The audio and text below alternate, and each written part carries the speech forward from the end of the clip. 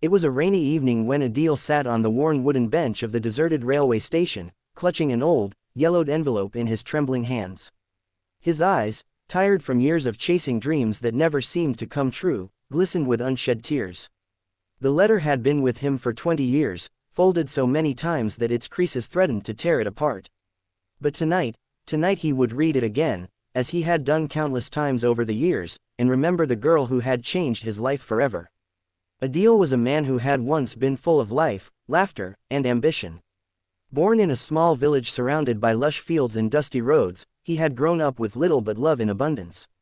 His father worked tirelessly as a mechanic, his hands always stained with oil, while his mother's soothing voice filled their humble home with warmth. But Adeel had always known he was different. His dreams were bigger than the narrow lanes of his childhood village. He wanted to write stories, to give words to the emotions that often kept him awake at night. And then came Sarah. She was the daughter of the local schoolteacher, a girl with a smile that could light up even the darkest day. Sarah wasn't the most beautiful girl in town, but there was something magnetic about her, a kindness, a gentleness that drew people in.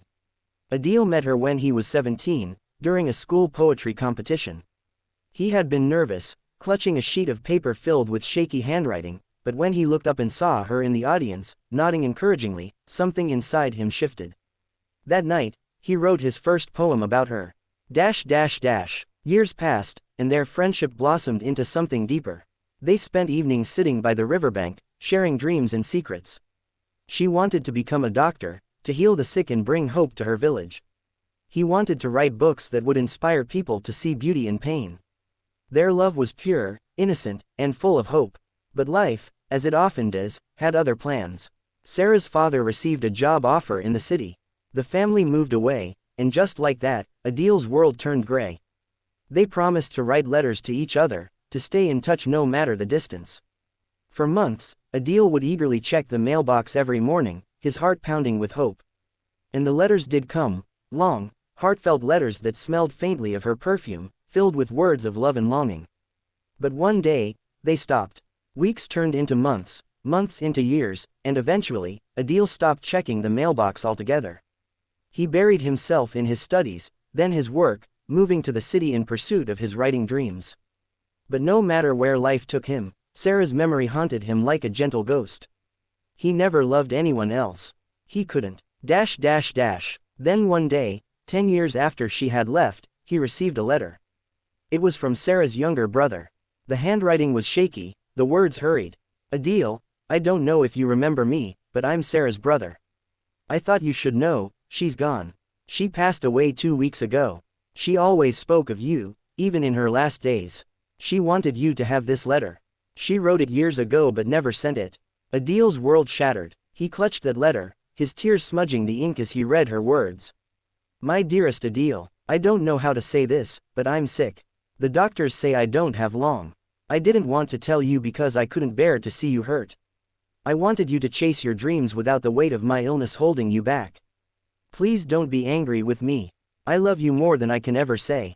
If you're reading this, I hope you've become the writer you always dreamed of being. I'll always be with you. Love, Sarah. Adeel never recovered from that letter. He carried it everywhere, reading it whenever life felt heavy. Her words became his guiding light, his reason to write. He published books, beautiful, heart-wrenching stories inspired by their love. Readers praised his work, but no one knew that every page he wrote was his way of talking to Sarah. Now, 20 years later, he sat at the same railway station where they had first said goodbye. The world had changed, new buildings had risen, technology had advanced, but this station looked almost the same. The bench beneath him creaked with age, the sound of raindrops on the tin roof echoing in the distance. In his hand, he held a bouquet of white lilies, her favorite flowers. He had spent years writing her into existence, immortalizing her in ink. Tonight, he had one final story to write, a story of closure, of love that never dies.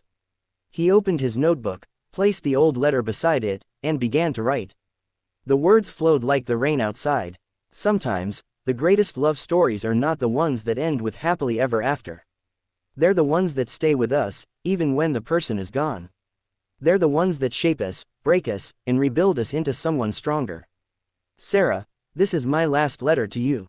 I don't know if you can hear me, but I hope you know that you were, and always will be, my greatest story.